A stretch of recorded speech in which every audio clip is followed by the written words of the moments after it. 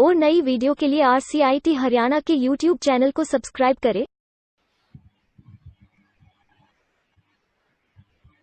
आज हम trial balance करेंगे। जो हमने लेजर्स बनाए थे उसके बाद हमारा क्या बनता है, ट्रायल बैलेंस बनता है। ट्रायल बैलेंस का यूज क्या होता है, पहले उसके बारे में डिस्कस करेंगे। जो आपका ट्रायल बैलेंस होता है, जो आपका ट्रायल बैलेंस होता है वो जब हमने लेजर्स बनाए थे, जो हमने लेजर्स बनाए थे तो उसमें आपने देखा होगा कि उसमें हमारे जो लेजर्स ठीक है या गलत है, तो हमें पता कैसे चलेगा। आप जब उन लेजर्स में जो बीडी था, जहाँ पे डेबिट हुआ था वहां पे डेबिट करेंगे, जो जो लेजर हमारा क्रेडिट हुआ था उसे हम क्रेडिट करेंगे। उसके बाद जो लेजर हमारा ट्रायल बैलेंस का टोटल होगा नीचे डेबिट साइड और क्रेडिट साइड का, अगर वो मैच हो जाता है, तो अगर वो मैच हो जाता है तो आपके लेजर्स जितने भी हैं वो ठीक है। अगर वो मैच नहीं होता तो इसका मतलब ये है कि आपके लेजर्स में या फिर आपकी जर्नल एंट्रीज में कोई मिस्टेक हुई है। तो हमें ट्रायल बैलेंस से ये पता चल जाता है कि आपने जो लेजर्स या जर्नल एंट्रीज की हैं वो ठीक है या गलत है। अगर आपका ट्रायल बैलेंस का बैलेंस मिल रहा है, दोनों इक्वल साइड से आ रही हैं, इसका मतलब कि आपके लेजर्स बिल्कुल ठीक हैं। तो ट्रायल बैलेंस मिलाते कैसे हैं वो देखेंगे। लेजर से मिलाना सिखाया था, उसके बाद अगर ट्रायल बैलेंस आ जाता है तो देखो क्या लिखा हुआ आ रहा है इसमें, from of the flowing balances extracted from the book of Shri Balaji traders. नीचे ये क्या दिया हुआ है, हमें बालाजी ट्रेडर्स है, उसमें कुछ नीचे बैलेंस दिए हुए हैं। 31 मार्च 2018 के बैलेंस हैं, बट ये जो बैलेंस है ये आगे पीछे दिए हुए हैं।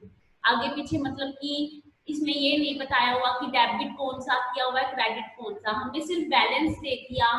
तो हमें इनको मैच करना है कि जो इन्होंने ट्रायल बैलेंस है वो ठीक है या गलत है। तो कैसे होगा मैच, तो सबसे पहले हम परफॉर्मा बनाएंगे। तो देखो हमारा परफॉर्मा कैसे बनता है। सबसे पहले लिखते हैं हम ट्रायल बैलेंस। क्या लिखते हैं, ट्रायल बैलेंस। इसके अंदर डेट का कॉलम नहीं बनता, इसके अंदर डेट का कॉलम नहीं बनता। हम डेट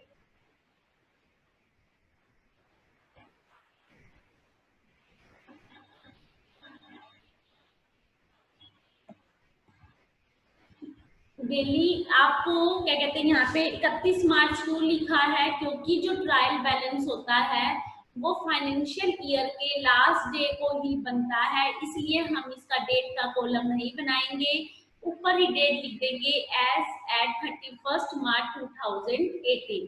जो भी ईयर फाइनेंशियल ईयर का लास्ट डे होगा, जैसे 2019 है तो 2019, 2020 है तो 2020।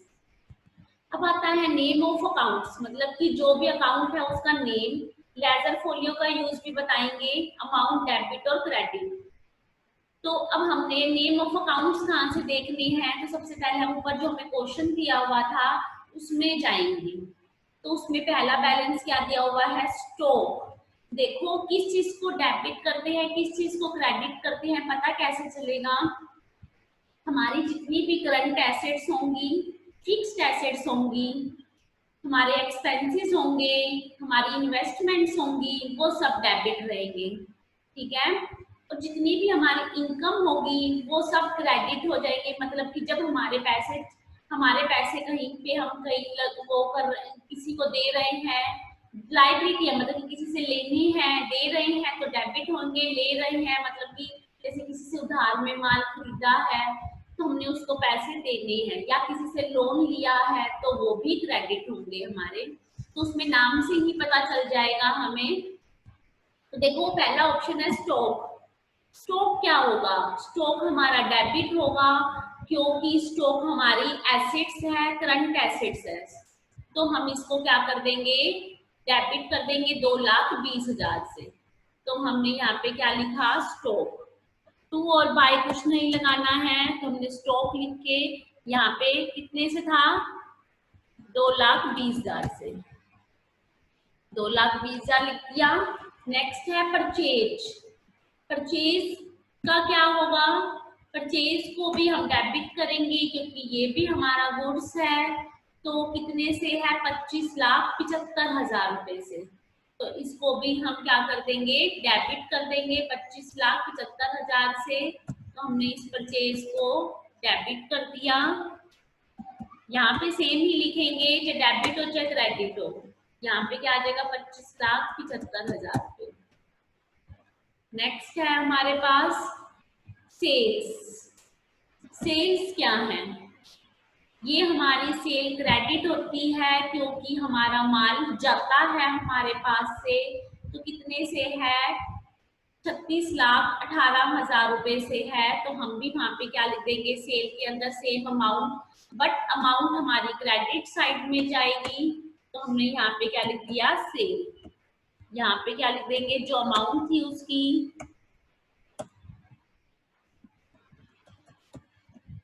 उसके बाद आता है हमारे पास सेल के बाद कैरेज इनवर्ड। कैरेज इनवर्ड खर्चा है जब हम परचेज करते हैं।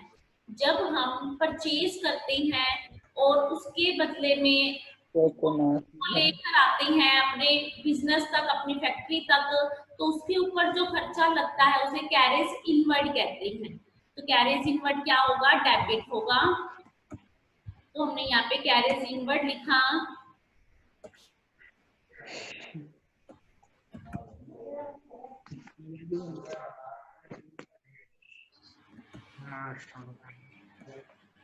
तो हम कैरेज गाली बकनी पड़ी है ना, डेबिट करेंगे कितने से, जो भी अमाउंट थी उसकी। देखते हैं कितनी अमाउंट थी, 3,000 रुपए। तो इसको 3,000 रुपए से हम डेबिट कर देंगे, 3,000 रुपए से। उसके बाद नेक्स्ट क्या आता है, कैरेज इनवर्ड के बाद कैरेज आउटवर्ड। कैरेज आउटवर्ड क्या होता है, ये भी एक्सपेंसेस होता है, बट ये सेल के ऊपर लगता है। जब हम कभी गुड्स बेचते हैं तो जो सामने वाला हमारा कस्टमर होता है, तो वो बीच में बात खोल देता है कि हमारे गोडाउन तक या हमारी फैक्ट्री तक जो भी बिजनेस है उसका, वहां तक उस गुड्स को पहुंचाने का खर्चा उसका होगा। तो सेल के ऊपर जो कैरेज लगेगा, हमने पहुंचा कर दिया उसको, उसे क्या बोलते हैं, कैरेज आउटवर्ड। ये भी हमेशा डेबिट होता है क्योंकि पैसे जा रहे हैं इसलिए। तो कितने से है, 1,200 रुपए से। तो हमने यहाँ पे क्या लिख दिया, कैरेज आउटवर्ड 1,200 से। यहाँ पे कैरेज आउटवर्ड लिखेंगे।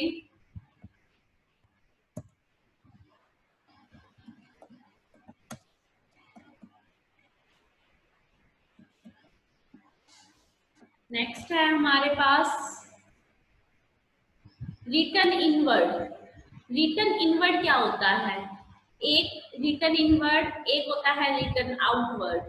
तो आप देखोगे हमारे पास रिटर्न का मतलब क्या होता है, आप गुड्स माल खरीदते भी हो और माल बेचते भी हो। तो हमने आपको टॉपिक बताया था परचेज रिटर्न और सेल रिटर्न का।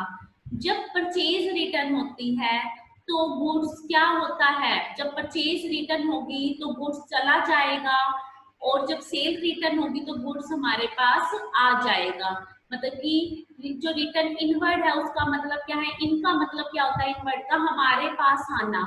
तो रिटर्न इनवर्ड क्या हो जाएगी, डेबिट हो जाएगी। और जो रिटर्न आउटवर्ड का मतलब है उसका मतलब होता है कि बाहर जाना, कि हमारा माल किसी और के पास जा रहा है तो उसे हम क्या कर देंगे, क्रेडिट कर देंगे। तो आप रिटर्न इनवर्ड और रिटर्न आउटवर्ड है हमारे पास। रिटर्न इनवर्ड को क्या करेंगे, हम डेबिट करेंगे क्योंकि हमारे पास सेल रिटर्न आ रही है वापस। और रिटर्न आउटवर्ड क्या होता है कि जो हमने माल खरीदा था वो वापस जा रहा है, मतलब कि परचेज रिटर्न, तो गुड्स चला गया तो वो क्या होगी, क्रेडिट हो जाएगी। तो रिटर्न इनवर्ड कितने की है, 85,000 रुपए की। तो हमने यहाँ पे लिखा रिटर्न इनवर्ड।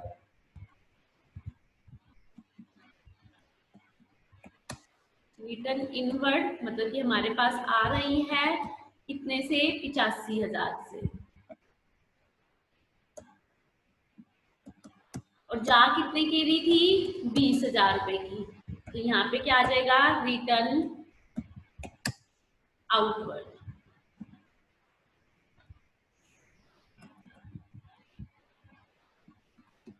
ये हो गया हमारा रिटर्न आउटवर्ड।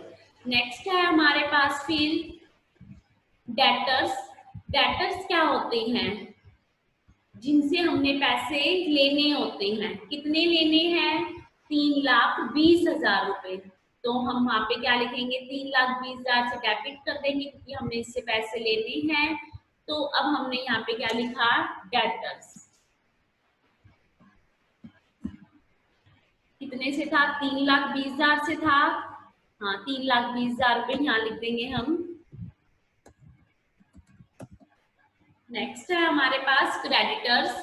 क्रेडिटर्स कितने से हैं? मतलब कि जिनको हमने पैसे देने हैं। क्रेडिटर्स हैं हमारे 1,74,000 रुपए। तो हम क्रेडिटर्स में कितने लिखेंगे?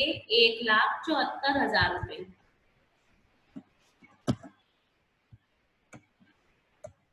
यहाँ पे क्या आ जाएंगे? क्रेडिटर्स।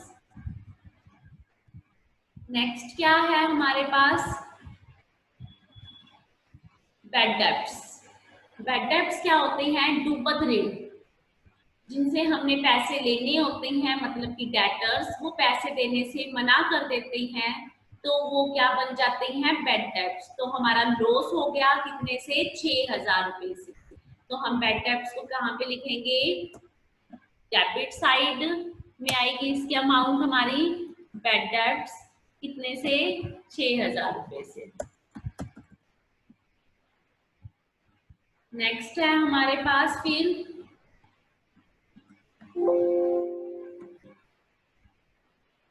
डेटर्स के बाद आता है हमारे पास स्टेशनरी। स्टेशनरी क्या होती है? खर्चा है, जैसे ऑफिस के लिए रजिस्टर्स लेकर आना, अटेंडेंस रजिस्टर होता है, जैसे भी बुक लेकर आना, पेंसिल होगी, पेंसिल शार्पनर, आपके पेन हो गया, जो भी आपकी स्टेशनरी का सामान होता है वो सारे किस में आएगा? स्टेशनरी। तो एक्सपेंसेस है कितने का? 4,200 रुपए का। तो इसको भी हम डेबिट कर देंगे।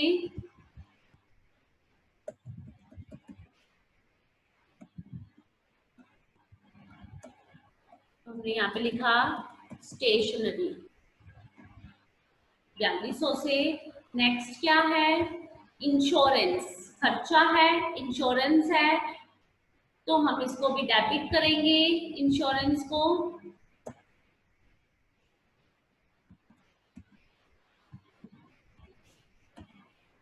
कितने से था? 3,400 से।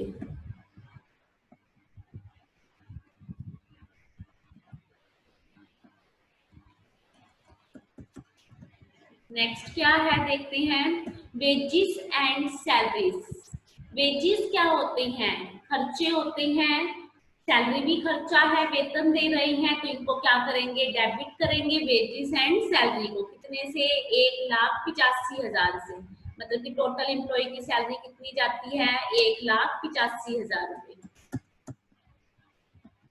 तो हमने यहाँ पे 1,85,000, यहाँ पे क्या नाम से थी? Wages and salaries. उसके बाद आते है हमारे पास, देखते हैं क्या है। एक लाइन हमारी पूरी हो चुकी है।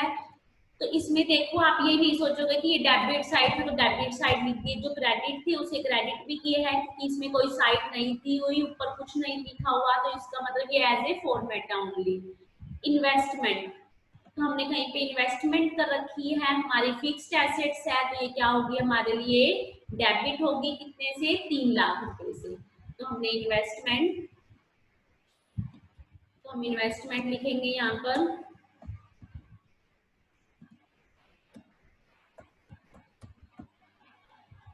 तीन लाख से। नेक्स्ट आता है इन्वेस्टमेंट के बाद इंटरेस्ट ऑन इन्वेस्टमेंट। कितने से? 27,000 रुपए से। जो इन्वेस्टमेंट है, जो हमारा इन्वेस्टमेंट है उसके ऊपर इंटरेस्ट ऑन इन्वेस्टमेंट हो रही है, मतलब कि हमें उसके ऊपर ब्याज मिल रहा है, तो हमारी क्या होगी? ये इनकम हो गई। तो हम इसे कहाँ लिखेंगे? इनकम साइड लिखेंगे। तो इसे हम क्रेडिट करेंगे 27,000 रुपए से। तो हमने यहाँ पे इसको 27,000 रुपए से क्रेडिट कर दिया।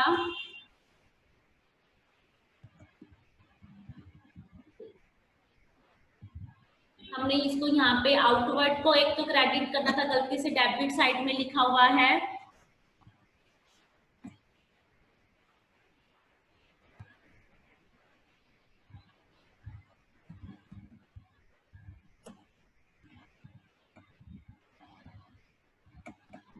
कितने से था? 2,000 रुपए से। 20,000 रुपए से था। और किसे करना था? क्रेडिटर्स को करना था 1,74,000 से। इसे भी क्रेडिट साइड में लिखेंगे हम।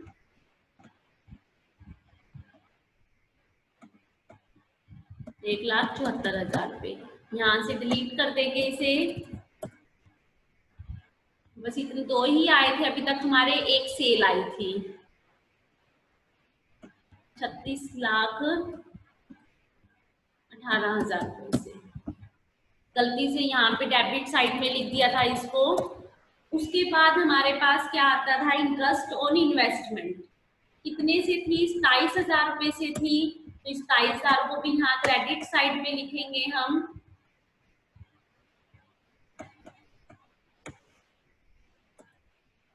तो हमने यहाँ पे कितने लिखे? 27,000 रुपए, क्योंकि हम इंटरेस्ट आ रहा है हमारे पास तो इनकम हो गई।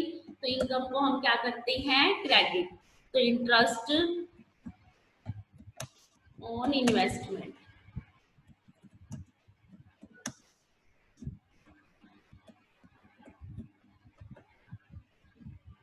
नेक्स्ट क्या है हमारे पास? Cash and bank balance. Cash नकद बैंक बैलेंस है हमारे पास 12,400 रुपए। तो हमारी करंट एसेट्स है, इसको भी हम डेबिट करेंगे। कितने से? 12,400 से था 12,400 रुपए। तो हमने यहाँ पे क्या लिखा? Cash and bank balance.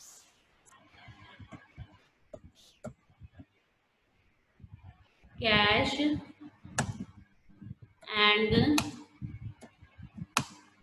Bank balance कितने से? 12,400 से। नेक्स्ट क्या आता है हमारे पास?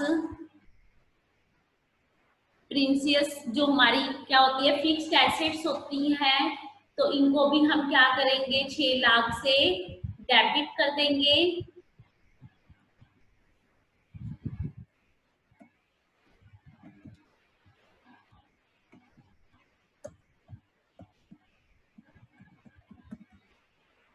कितने से? 6 लाख से। नेक्स्ट क्या था हमारे पास? फिक्सचर। ये भी हमारी एसेट्स है। जैसे फिक्सचर के अंदर क्या आता है? जैसे आपका फर्नीचर हो गया, फैन ले लिया। ऑफिस के लिए जो हम एसेट्स लेते हैं तो उन्हें हम क्या बोल देते हैं? फिक्सचर। तो उसे 1,40,000 रुपए का लिया है तो फिक्सचर को क्या कर देंगे? 1,40,000 से हम डेबिट कर देंगे। 1,40,000।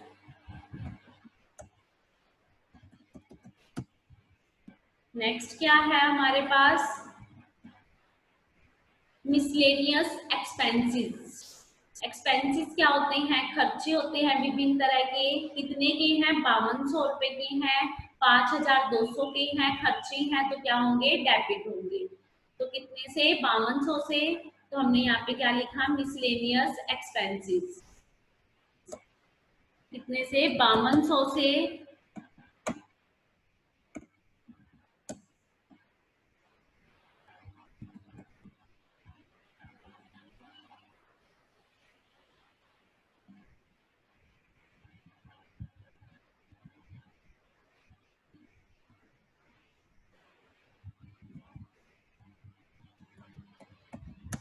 मिसलेनियस एक्सपेंसेस 5,200 से। उसके बाद क्या थी? मिसलेनियस एक्सपेंसेस छोटे छोटे जो खर्चे होते हैं। ऐसे ही मिसलेनियस इनकम। इनकम जैसे स्टेशनरी का सामान खत्म हो जाता है तो हम उनको सेल कर देते हैं। जैसे हमारा रिफ्रेशमेंट के लिए बोटल्स वगैरह आती है कोल्ड ड्रिंक की, उनको बेचना, तो उससे जो इनकम होती है, पैसे आते हैं, उसे क्या बोलते हैं, मिसलेनियस इनकम। ऐसे ही वो एक्सपेंसेस, रिफ्रेशमेंट वगैरह देना कस्टमर्स वगैरह को, तो वो हमारे एक्सपेंसेस। और इनकम, मिसलेनियस इनकम 1400 रुपए से है हमारी, तो इसको भी हम 1400 से क्रेडिट करेंगे मिसलेनियस इनकम को।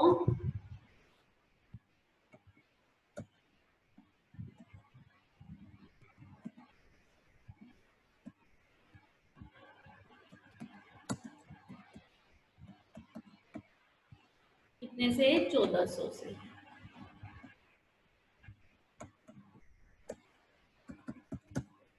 ठीक है, अब यहाँ पे और क्या आता है हमारे पास, देखते हैं। मिसलेनियस इनकम के बाद लोन फ्रॉम आईसीसीआई बैंक, हमने लोन लिया है, तो अब लोन ले लिया तो क्या हो गया, लाइबिलिटी है, तो लाइबिलिटी को क्या करते हैं, क्रेडिट करते हैं। तो लोन फ्रॉम आईसीसीआई बैंक है, कितने से, 2,50,000 रुपए से, तो हम इसको क्रेडिट करेंगे, लोन ले लिया हमने।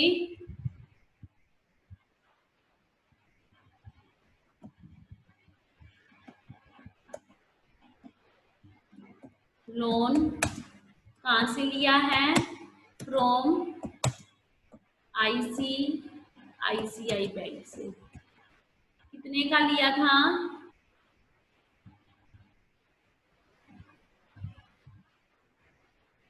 2,50,000 रुपए का, तो उसको हम क्रेडिट करेंगे क्योंकि ये क्रेडिट साइड जाएगा, लाइबिलिटी है 2,50,000 से। उसके बाद क्या कह रहा है, देखते हैं। इंटरेस्ट ऑन अबव, इंटरेस्ट ब्याज ऑन अबव का मतलब होता है कि जो लोन ले रखा है उसके ऊपर ब्याज देना, जो ऊपर हमने लोन ले रखा है उसके ऊपर ब्याज देना। तो ये क्या हुआ, हमारा खर्चा है, इसलिए ये डेबिट होगा। जब हम लेते हैं तो लाइबिलिटी होती है, जब उसके ऊपर हमें इंटरेस्ट देना पड़ता है तो वो एक्सपेंसेस हो जाता है। तो कितने से, 30,000 रुपए से। तो हम यहाँ पर लोन देंगे 30,000 रुपए के ऊपर ब्याज देंगे, तो एक्सपेंसेस है हमारा, तो हमने यहाँ पे क्या लिख दिया,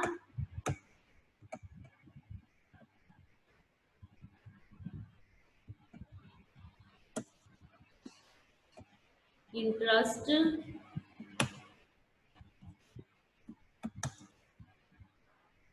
ऑन लोन, कितना दे रहा था, 30,000 रुपए। नेक्स्ट क्या कहता है, देखते हैं। कैपिटल, कैपिटल भी हमारी हमेशा क्रेडिट होती है, कितने से, 7 लाख से। तो कैपिटल को भी क्या कर देंगे, 7 लाख से क्रेडिट कर देंगे, 7 लाख रुपए। यहाँ पे क्या लिख देंगे, कैपिटल, कितने से, 7 लाख से। उसके बाद आता है हमारे पास, कैपिटल के बाद प्रोप्राइटर विड्रोल, विड्रोल का मतलब होता है निकालना, मतलब कि 60,000 रुपए की उसने ड्रॉइंग्स की है, तो खर्चा हो गया, तो हमने क्या कर दिया यहाँ पे, ड्रॉइंग्स, ड्रॉइंग्स लिख दिया। ड्रॉइंग्स है हमारी कितने की, 60,000 रुपए की, खर्चा है, डेबिट साइड में आएगा।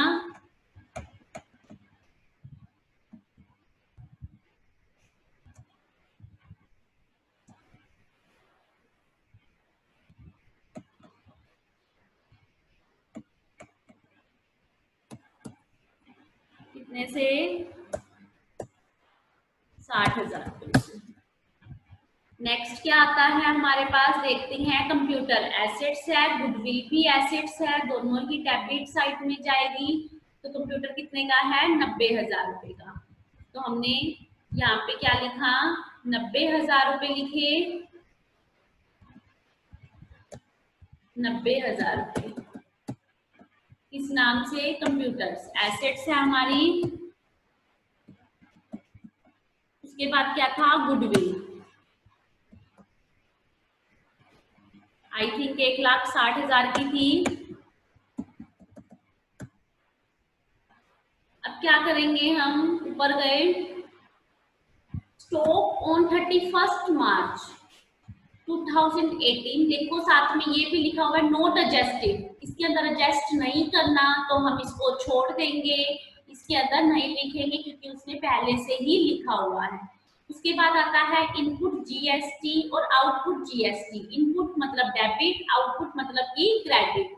जो परचेज पे लगती है वो इनपुट होती है, जो सेल पे लगती है वो आउटपुट होती है, तो वो क्रेडिट होती है। तो हम कितने से लिख देंगे, 40,000 से इनपुट है, कितने से है, 40,000 से, और आउटपुट कितने से था, 50,000 से था, तो हमने यहाँ पे 50,000 पे लिख दिया है। यहाँ पे लिख देंगे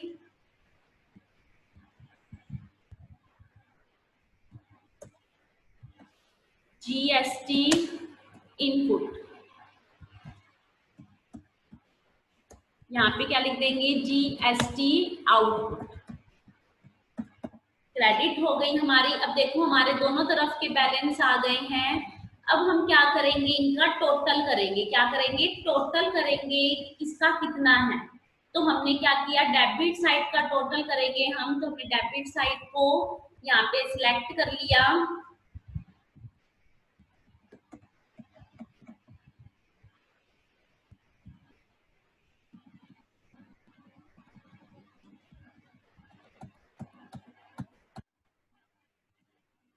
और मैंने इसकी कॉपी कर ली। क्या करेंगे हम, एक्सेल के अंदर जाकर क्या करेंगे, एक्सेल के अंदर जाएंगे, वहां पर इसको पेस्ट कर दिया और इन सबका टोटल कर लेंगे। क्या कर लेंगे, टोटल कर लेंगे। देखते हैं इसका टोटल कितना आता है। इसका टोटल किया हमने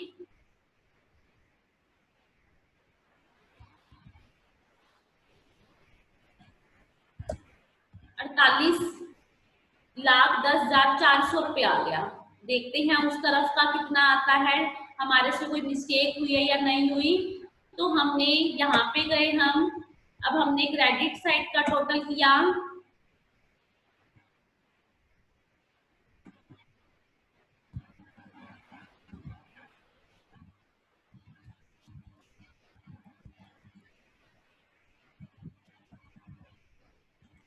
और इसको भी कॉपी कर लिया।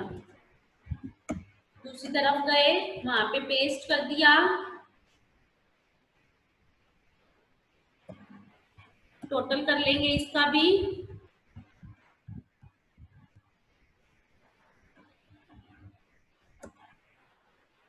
चेंज आ रहा है तो इसमें मिस्टेक देखनी पड़ेगी कि हमने क्या मिस्टेक की है। तो मिस्टेक देखते हैं कौन सी मिस्टेक की है। या तो कोई आइटम छूट गई हमारी, या फिर कोई एक्स्ट्रा इधर उधर लिखी गई है।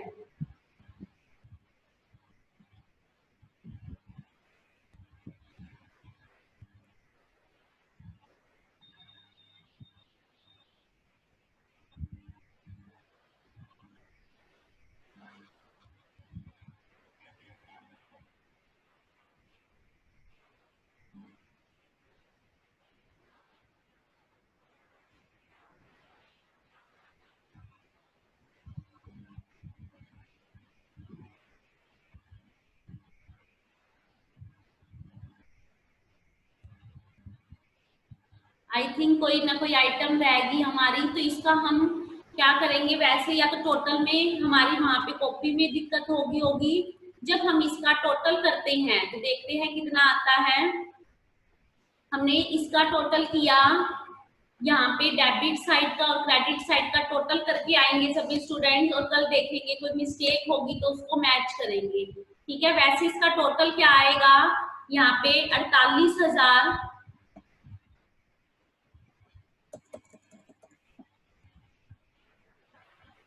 48,40,400 रुपए, दोनों तरफ का ये टोटल आना चाहिए आपका 48,40,400 रुपए। सभी स्टूडेंट्स मैच करके आएंगे कल, कोई आइटम रह गई होगी तो। ठीक है, हेलो, किसी भी स्टूडेंट को कुछ प्रॉब्लम है तो पूछ सकते हो।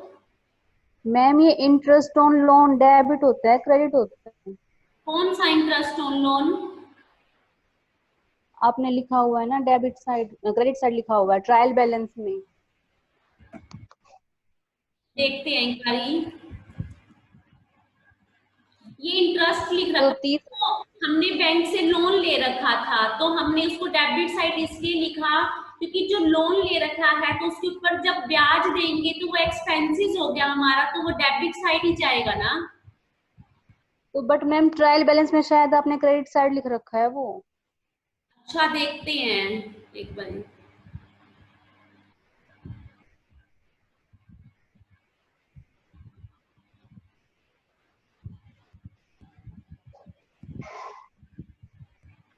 हाँ ये देखो, यहाँ पे गलती होगी, हम इसको यहाँ पर काट के यहाँ लिख देंगे तो हमारा बैलेंस मैच हो गया यहाँ पर कितने से, 48 लाख इससे। ये गलती थी हमारी, गलती से हमने क्रेडिट साइड, बाकी सारा ठीक है, हमारा 30,000 का ही फर्क आ रहा था कि आपका बैलेंस मैच हो गया, 48,40,400 रुपये आ गया।